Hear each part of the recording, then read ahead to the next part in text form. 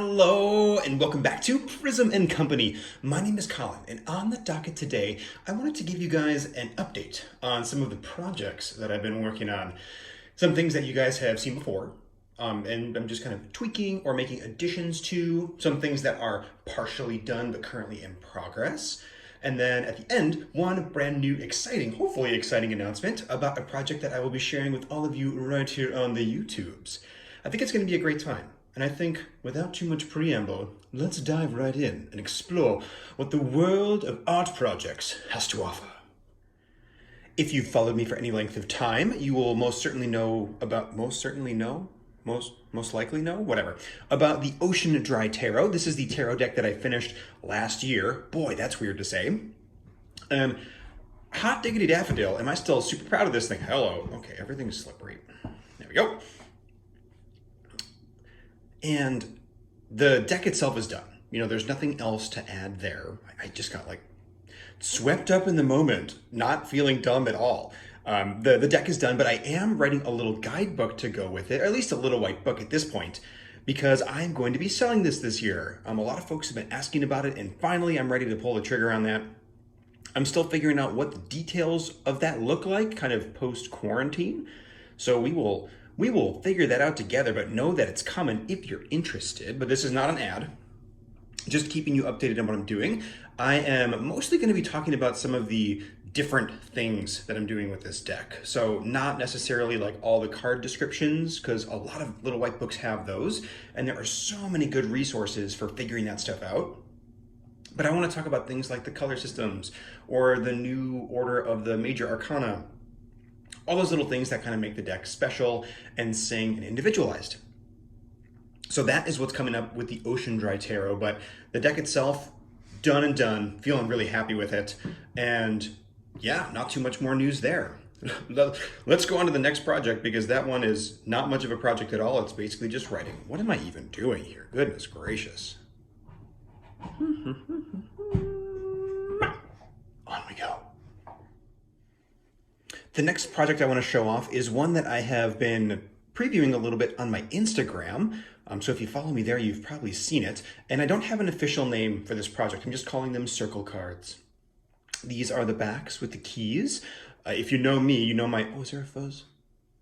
Squirrel brain. There's two fuzzes. There's so many fuzzes. Okay. Zen. No, is that a fuzz? Goodness gracious. Zen. No fuzzes. If you know me, you know my obsession with the number 217. So these keys feature 2, 1, and 7 on the back. Now, these are very directly inspired by the Archetypes deck by Kim Krantz. So I took that idea and sort of ran with it, but made it hyper-personalized. So these are locations and selves, if we're going to go with the kind of vocab of her deck, but very, very specifically to me. If you're curious about more of the details on this, I suppose I could make a video, but I've also really gone in depth on my Instagram, talking about each of the cards and showing off exactly what they are and what they mean. Pretty good time. I'm actually really happy with how these are turning out. Some of them need to be brightened up a little bit, but hey, that's why you do test prints. I'm planning to do 20 more of these. So there's 10 of them right now. I'm realizing I've lost one somewhere. Doesn't matter. There's another one. I have several of those underway already, but that is a beautiful organic process that I'm just letting unfold slowly. This is one that I don't want to rush, specifically because it's so personal and so, I don't know, just different feeling than some of the other work that I've done. And this was also meant to just be kind of 100% fun. I didn't want to stress about this. There's no deadline. There's no expectation of what it's going to be. I'm just going to let it be loosey-goosey and flow. If you're curious to see the work develop, I am sure I will post more on Insta, and I might check back in here too. Let's move on to the big project of the day. This is a juicy one that I'm very excited about. I am calling this project Henry Deck. Henry Deck, as we see here. Now, this is another tarot deck. When I finished Ocean Dry, I legitimately thought, I'm done, I'm not going to make any more tarot decks, and here we are, like, whatever, 6 months later, and I'm already making another one. Honestly, not surprised. Like, in retrospect, come on, Colin, you probably could have seen that one coming. Let me walk you through a little bit of what this process is looking like. Where the Ocean Dry Tarot was 100% digital, this is going to be as much as I can make it 100% traditional art. And what I mean by that is no digital touching up or anything. It's all on paper, pens, markers, watercolors, whatever it might be. So this is a template for 4 cards. You can kind of see the corners there where they're going to be cut out. So they're going to be tall and thin. And I am planning, once I'm finished, to scan all this stuff in so it can be reproduced digitally. So, like printed, for example. But I wanted all of these to be done handmade like this. And I wanted to be able to cut out all of these cards and have a physical deck when I was done. So that is certainly exciting. At least it's exciting to me. I've marked the top because, as you'll see, some of the pips get a little bit wonky as to what is top and what is bottom. Now, cut out, here are a couple cards that I kind of screwed up. So this is what the size of the deck is going to feel like. It's actually as tall as the Ocean Dry Tarot, but it's much, much thinner. And you can see here a couple of the cards. I marked these as no goods, and then I thought, you know what, I'm just going to cut them out and see how they feel. I'm probably also going to round the corners. Maybe. I'm still deciding on that. Either way, though, let's take a look at more of the process. This is the next step. I transfer the designs in pencil onto the page. I'm out of words today. This is all done without rulers or anything. The only thing I'm using a ruler for is measuring the size of the cards and making sure that the outline is perfectly square. That way everything is easy peasy, ready to go for the reproduction process. But all of this stuff in the middle, I really wanted to do by hand. So the tracing is done by hand.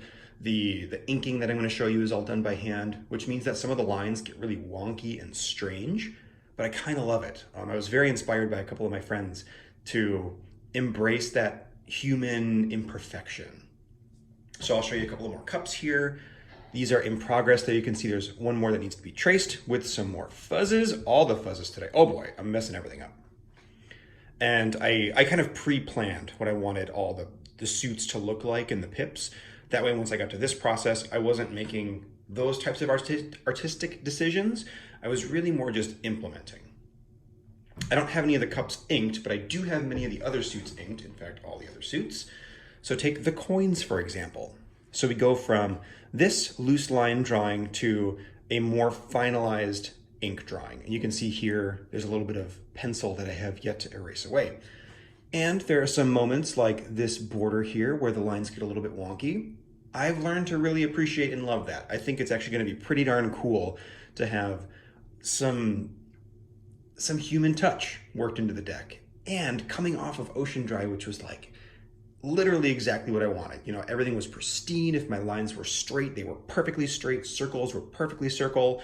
And, here we have old smashed coins because things have gotten a little bit strange. And I am loving it more and more the more that I do it.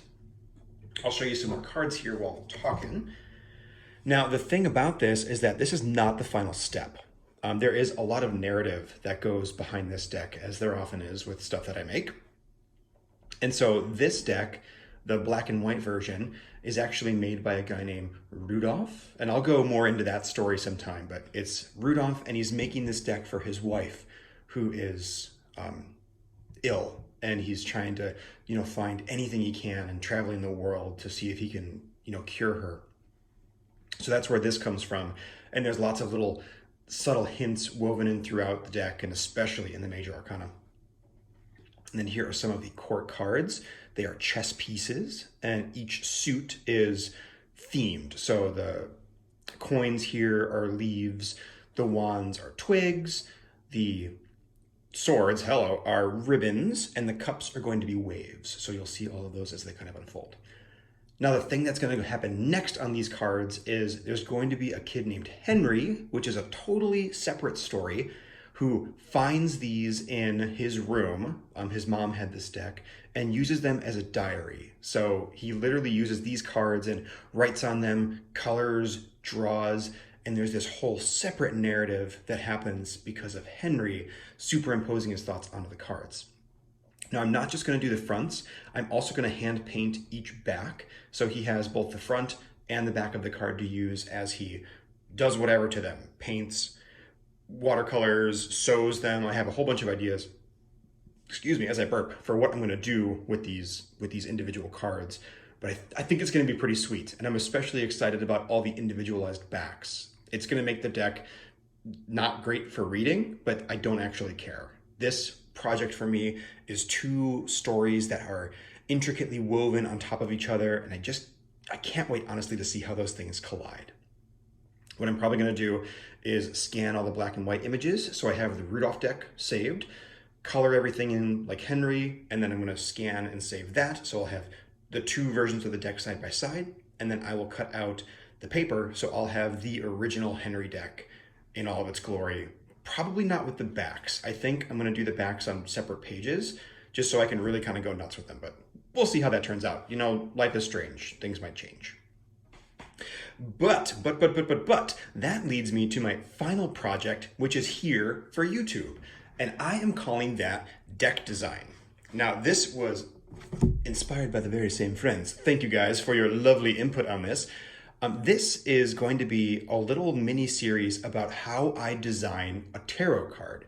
So I'm going to I'm going to speak properly.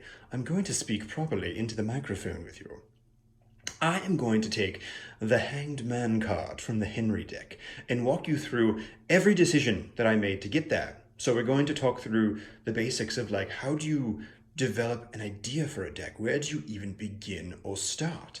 We're going to talk through the decisions I made for the medium. How did I choose to do it on watercolor paper with pen and ink and all of these things? And then I'm going to actually create the card with you. I'm going to try best I can to actually paint the card right before your eyes, but I'm working out some technical limitations there. Either way, that is not the important part here. I'm hoping it's going to be cool to see the whole process from start to finish. It is not designed as like a, you know, the right way to make a tarot deck. It is 100% how I make a tarot deck. So if you're curious about my process, my decision making, stick around, because I'm going to deep dive in a few videos and really kind of show you guys that process start to finish. And I am stoked about it, to be totally honest. I think it's going to be an absolute blast. If there's anything in particular you'd be curious in seeing with that, please let me know in the comments. I would be more than happy to kind of tailor this to what you guys want to see. I've got a ton. Guys, it's been a day. I can't speak. I'm not crying. If you want to see anything in particular about how I approach card design, creating narrative, any of that, please let me know, because I would love to share it with you. And while I have my ideas for what's interesting, I think bringing in all of your ideas would be just as fascinating and way more of a dialogue, because I can talk right to you guys. I'm officially rambling because I'm so excited. Thank you for joining me as I, got to talk through a couple of my projects, whether that be the Rudolph and Henry deck, the circle cards here, a little call out to Ocean Dry there, and of course, Ocean Dry itself creating the guidebook. Should be lots of fun. I can't wait for all of the stuff that is coming up. I think it's going to be a total blast, and I look forward to seeing you all next time. Thanks, everybody. Have a great day. Bye-bye.